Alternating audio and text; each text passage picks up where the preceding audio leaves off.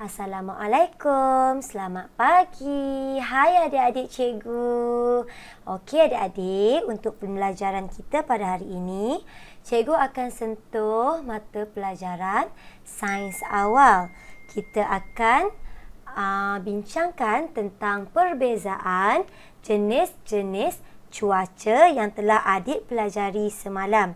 Ingat lagi tak adik-adik? Kita ada 6 jenis cuaca yang kita telah pelajari, iaitu yang pertama cuaca panas, berangin, ribut, mendung, hujan dan juga salji. Okey, cikgu akan sentuh satu persatu jenis cuaca-cuaca yang dapat adik lihat di dalam kehidupan seharian adik-adik. Okey, ini cuaca apa adik-adik? Kalau ada matahari dekat luar, adik-adik tengok di bahagian awan, di bahagian langit ada matahari. Ini cuaca apa kita panggil? Ya, kita panggil cuaca panas. P-A-N-E-S, nas. Panas. Okey. Okey, aktiviti untuk panas, kalau adik-adik lihat pada gambar ini, kalau adik-adik lihat, cuaca panas ini kita boleh sidai pakaian yang basah di ampaian dan adik-adik akan lihat pakaian tersebut akan mula kering. Sebab pada musim panas ini kita boleh keringkan pakaian yang basah berbanding daripada cuaca-cuaca yang lain. Okey. Dan juga pada musim panas ini juga kita dapat laksanakan aktiviti ataupun tugasan harian kita dengan selebih sempurna. Kita dapat melakukan kerja, ibu bapa dapat pergi kerja, kita dapat pergi sekolah dengan baik. Okey. Seterusnya, ini adalah cuaca berangin. Berangin. Okey, ejaannya B-I-B R-A-R N-G-I-N. Berangin. Kalau adik-adik lihat, berangin ni dia ada udara ataupun angin yang tiup. Ataupun kamu akan dapat rasa angin tiup.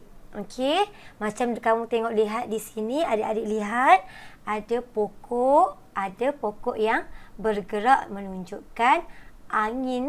Ada angin yang menolak pokok ini. Sama juga untuk aktiviti-aktiviti lain yang adik boleh laksanakan, seperti contoh adik-adik boleh main boleh main layang-layang pada cuaca berangin, pada waktu cuaca berangin. Seterusnya, ini cuaca mendung. Ejaannya M-E-N, D-U-N-G, dong. Mendung. Kalau adik-adik lihat, cuaca mendung ini selalunya belum turun hujan. Adik-adik boleh lihat nanti pada setiap hari, okey, awan di atas akan berubah menjadi lebih gelap daripada awan biasa pada waktu panas. Selalunya air akan mula bertakung di bawah awan ini dan menyebabkan awan kita menjadi lebih gelap. Sebab itu kita panggil cuaca pada waktu itu ialah mendung. Okey, dan matahari mula akan tutup oleh awan-awan yang gelap ini. Sebab tu kita adik-adik lihat pada waktu mendung ini, kita punya langit ataupun awan mula menjadi gelap. Okey, tapi pada waktu ini hujan belum turun lagi. Okey, yang ini pula setelah mendung, hujan mula akan turun. Titisan air akan mula turun daripada langit ataupun awan. Seperti contoh di sini, ada titisan air yang turun. Kita panggil cuaca pada waktu itu adalah hujan. H-U-J-A-N, jan. Hujan. Selalunya pada waktu hujan ini kita akan menggunakan payung untuk lindungi diri kita daripada terkena air hujan. Kenapa kita pakai payung adik-adik? Supaya kita tidak basah. Okey?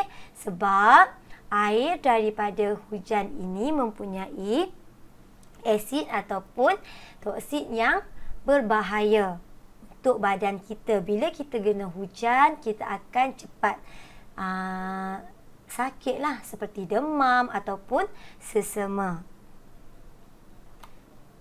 Okey, ini pula adik-adik adalah cuaca ribut. R-I-B-U-T but. Ribut. Biasanya kalau adik-adik lihat, ribut ini dia akan ada petir ataupun kilat, guruh.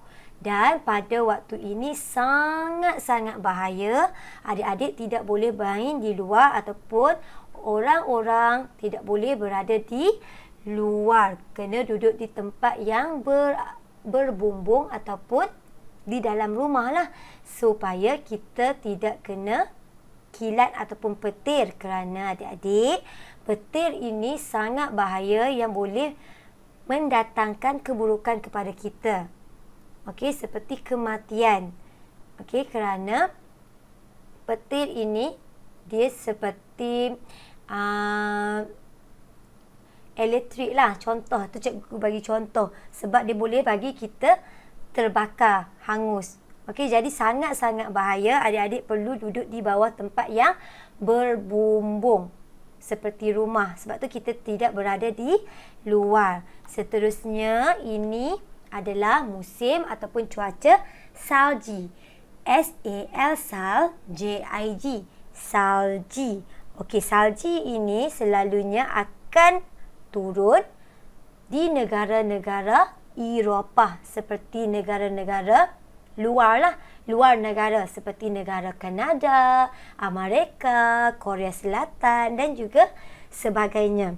Okey, di Malaysia salji tidak turun. Okey. Dan salji ini dia dalam bentuk ais dan dia juga adalah sangat-sangat sejuk musim salji ini. Jadi seterusnya untuk helaian lembaran kerja adik-adik, ada tugasan untuk adik-adik lakukan, iaitu adik-adik perlu menyiasat kegunaan cahaya matahari dalam kehidupan seharian adik-adik. Cikgu nak minta adik-adik untuk adik-adik ambil baju yang basah. Okey, baju-baju yang ibu adik basuh.